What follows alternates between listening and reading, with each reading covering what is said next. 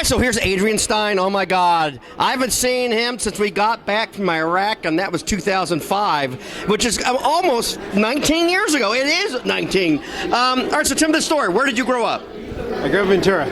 And where'd you go to high school? Ventura. Ventura High. Ventura. Now, did you join the Army right out of high school, or did you go to college? Right out of high school at age 17. Okay, so unfortunately, 17. Where did you go to boot camp? Fort Jackson, South Carolina. Fort Jackson, and where'd you go to AIT? Fort Gordon, Georgia. Okay, what school?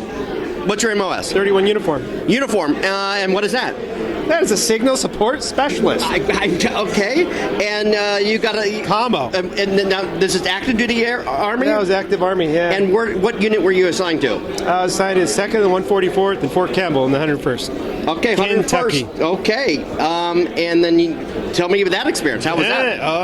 Well, you know, it led me to want to get out. Oh, okay. Did we go anywhere? Were we deployed anywhere? No, we spent a lot of time in the field, though. At Fort Campbell, we spent about 30, 40 days at a time at the field, and then that was a lot. So, you know, that was a lot of fun. And that was back in the Desert Storm, Desert Shield days, back in the 90s. Okay. And I decided, you know, it's time, maybe I should do something else. Okay, so what did you do? So I got out. Got out. So I got out. Started working. You came back to Ventura? No, actually, they got me. Signed up for a guard unit. Oh. This is how the whole guard thing started. Okay, where did we go? We started at Fresno. Fresno, California. And doing what? I was a commo guy there. And this is at the AFCRAD? Yes, yeah, the AFCRAD. At AFCRAD? Well, it's next door to the AFCRAD. It's called the Chance Armory, but it's real close to where the AFCRAD was. Okay, and what were we working on? Yeah, the same thing I was in the Army, like radios, and you know, since the Guard really doesn't have anything current like the active duty does, so they're like, ooh, great, you know how to work on SINGAR's radios. Right. You did that for how long? I did that for roughly about, about 5 years before I got accepted into becoming a warrant officer flight school. All right, so that's 27 is the cutoff, and you were right there, huh? Yeah, it was. Okay, so you go 25. You go to walk school, and you go where? I go to Fort Rucker, Alabama. And then you go to flight school, which is also at Rucker. About a year and a half. And what are we training in? We train in TH-67s and OH-58s. Okay. And then transitioned into Blackhawks. Oh, at the same time? That was like, it's one phase. Did you know what unit you were going to at the Guard, Cal Guard? I did. What unit was that? It was the 1st 140 up in Mather, Sacramento. Okay, at Mather. They did not have Blackhawks at the time, but they were supposed to get them. Wait, so what year was that? 2001, 2002. Well, they had the... That's when they first got him. Wait, at Mather? Yeah. Wait a minute. And that was what, Alpha Company? Yeah. And it was the Alpha Det. Right. But they had Hueys. Right. They had Hueys there. So these are hotel model Hueys. Yeah, they had the Hueys, but they eventually got us into Blackhawks, and then they started putting us up there. Okay, and then we all know you get orders in 2004 to go to Iraq. Yeah. Okay, so we do the deployment, we come back. I retire, and you do what? You go back to Mather?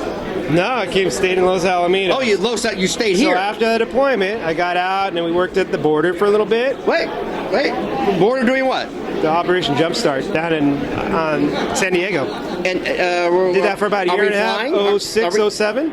Are we flying aircraft? I was flying Blackhawks and OH-58s. And you were based at North Island? Yeah. I did not know this. So you're at the old Raid facility where Raid used to be? Yeah, we actually built a new facility, but we kind of did because they started up on, they brought a bunch of people down there on orders. Now this is Operation Gatekeeper? Operation Jumpstart. Jumpstart. Guys, they change their names every couple years. Task Force Wiley. Okay, and what happens? Then we stayed down there for about a year and a half, and then guess what? They wanted me to come here and be a test pilot. So I came up here on AGR orders about 07 to 2010, and I worked here as a test pilot up in the facility as an MTP. I didn't know that. Okay, and that's 2010, 2011? And then we deployed again. I got sucked in again. All right, so you went... 2010. That's when you went to Balad this time? We did. Okay. Was Balad any better than Spiker? It was different. Yeah, it's different, right? Experience. Well, one has a swimming pool and the other doesn't. Yeah. And a bigger chow hall, apparently. Right. It is probably not like 5 miles away. It was a ways. It was still a ways. Okay, so you do that deployment. That's 2011, 2012? Yeah. And then what happened? Come back here, hung out for a little bit, and back. I got a job with Customs, flying for those guys down North Island.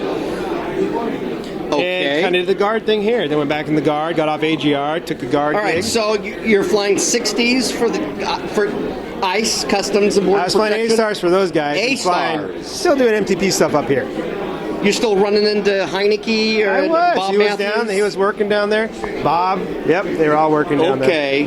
Wow. I didn't know this, folks. Yeah. Ran into okay. Adam. Worked in Heineke down there for a little bit. And what about Ho-Hall? He was in Tucson. Okay, and but he's doing Blackhawks at the time, right? Yeah, he was a backseater. Okay. He wasn't flying. Oh, he was? I didn't know that. Didn't fly.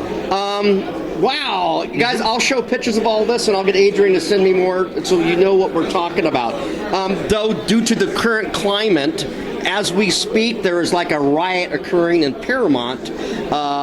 ICE came in, they're doing their roundups.